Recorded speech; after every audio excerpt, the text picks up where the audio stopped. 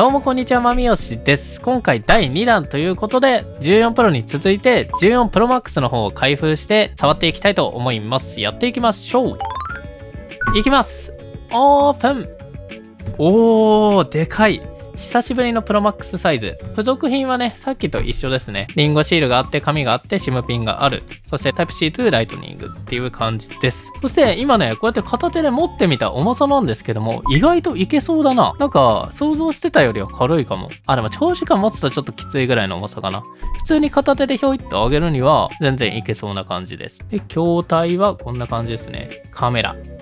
かっこいい。でかい。でも、バランスいいかもね、14 Pro Max にこのサイズのカメラ。14 Pro。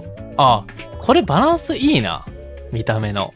で、音量ボタン。あ、めっちゃ指紋つく。指紋とかね、汚れをつけないために、ケースとフィルムの方をつけていきましょう。今回使うケースとフィルムに関しては、こちら、トーラスのケースになります。今回ケース4種類と保護フィルム1種類紹介していきます。まずはこちら。裏面はポリカーボネ。側面に関しては TPU 素材のケースになってます。とりあえずつけてみましょう。お、ぴったり。14 Pro Max につけるとこんな感じ。電源ボタンのところはしっかりね、こうボタンが出てて押しやすい。音量ボタンもいい感じ。で、マナーモードのところもぴったり開いてますね。で、左側面にはトラスのロゴがあります。で、下部分。穴も完璧。で、右側面。下の方にストラップホールがあります。ストラップつける方もこのケースいいですね。で、カメラ部分に関してもしっかりね、出っ張りがあるので、カメラが直接机とかに当たっちゃうっていう心配もないです。で、この背面のこのクリア率っていうのかな。めっちゃクリアだ。ケースつけてない並みに背面が綺麗に見えます。なので背面を綺麗に見せたいとか、そういった方にこれおすすめですね。で、あとはこの四隅に関しては、しっかりね、クッション吸収のやつがついてるので、落とした時とかっていうのも壊れづらいです。側面 TPU なのでね、安心です。この四隅もちょっとだけボコって上がってるから、ここの面が机に当たって傷つくっていうこともなさそう。これが鏡のクリアケースになります。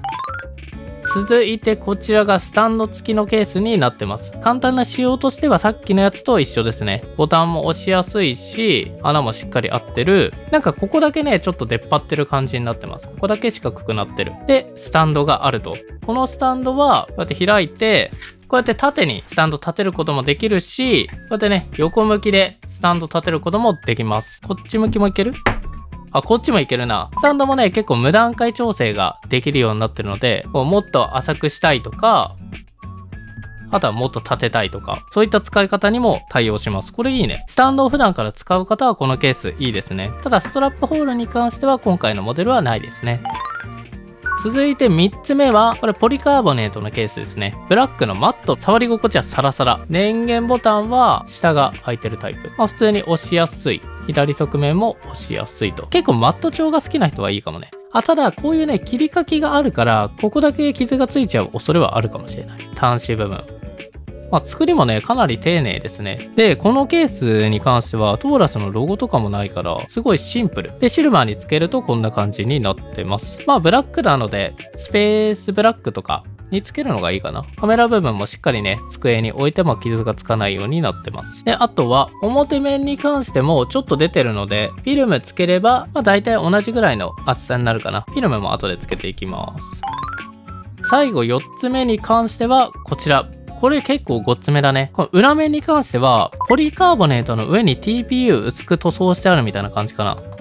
なんかそんな感じで、側面に関しては TPU。滑りはいい感じ。グリップ感はあんまないかも。で、電源ボタンあって、音量ボタン。ボタンの上に関しても完璧だね。で、カメラ部分。このケースはストラップホールあります。このケースは頑丈そうすごい。落としても全然大丈夫そうだね、これ。こうやってぶつけても。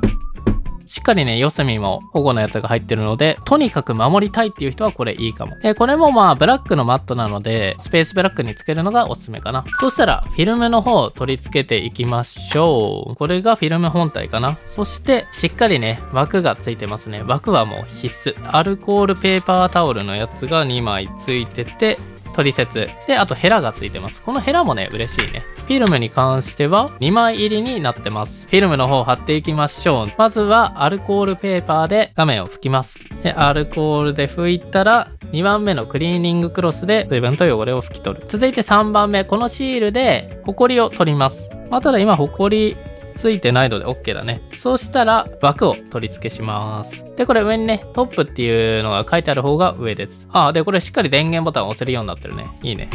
で、ここでシールでホコリ取ってもいいんですけども、こういうブロワーがあるとね、便利です。こうやってホコリを吹っ飛ばす。あとはこれを落とすだけです。上を合わせて、落とす。これで、気泡を出していきます。こんな感じになりました。側面のね、この間隔っていうのは完璧に貼ることができました。完璧。ただね、ちょっとホコリ入っちゃったね。ホコリはね、やっぱ風呂とか湿気が多いところで貼るのがおすすめです。ちょっと貼り直します、これ。で、フィルムの滑りに関してもめちゃめちゃいい感じ。フィルムの質も高いですね。こういう時もね、2枚ついてるので安心です。今こんな感じでだいたい綺麗に貼ることができました。この辺の気泡は徐々にね、抜けていくかと思います。で、今回ケースはこのクリアケースをつけていきます。ケースをつけた時のクリアランスもバッチリですね。あとこうやってケース部分が少し出てるので、このフィルム自体がこうやって置いた時傷つくなんていうこともないです。じゃあ電源の方を入れていきますか。電源オン。リンゴヘロー。うわー、画面でけえ。いいなこれ。うわー、ちょっと待って。めっちゃいいんだけど。ちょっとプロをメインにしようと思ってたけど、プロマックスメインもあるぞ。さあ、起動できました。iPhone 14 Pro と14 Pro Max 比べるとこんな感じのサイズ感。あれだね、ノッチのサイズっていうのは一緒だね。なので、こっちの方がちょっとちっちゃく見えるかも。相対的に。これ14 Pro 片手余裕。端もいける。プロマックス。プロマックスね、やっぱリング必須だね、これ。片手持てるっちゃ持てるけど、この辺しかいじれない。上は無理だね。この下側を下にスライドすると、いけるけど。いやー、画面の大きさ結構違うな。最大の明るさはね、さっき14 Pro の時で試したんだけど、室内では変わらない。13 Pro と。だから屋外で試さないとわかんないね。14 Pro Max の方が筐体がでかいから、もしかしたらね、熱問題解消してるかもしれない。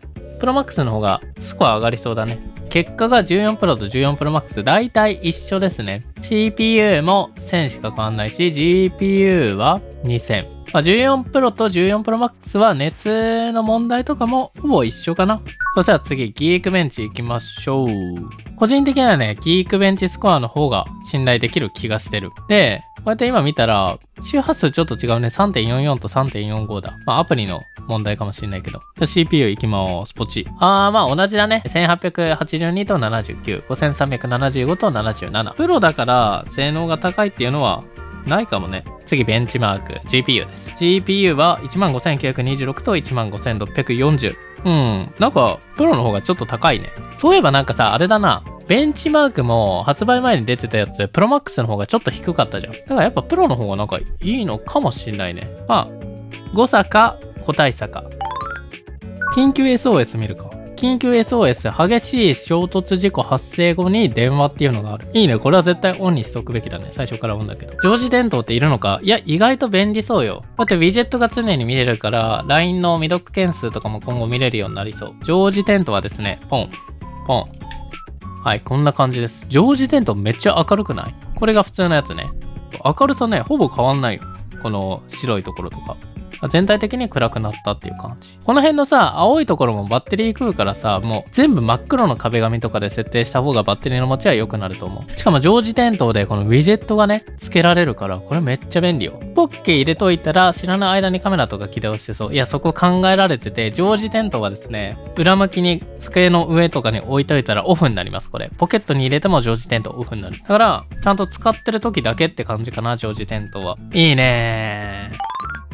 さあ、YouTube 見るとこんな感じです。16対9で見るんだったら、ノッチは特に関係ないね。ズームします。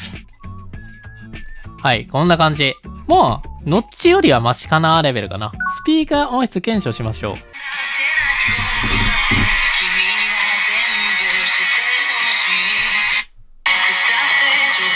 プロマックスの方が音量はでかい。けど音質に明確な差があるかって言われたら、そんなにかな。スピーカーサイズは一緒じゃないかな。この筐体の響きとかがかもしんないな。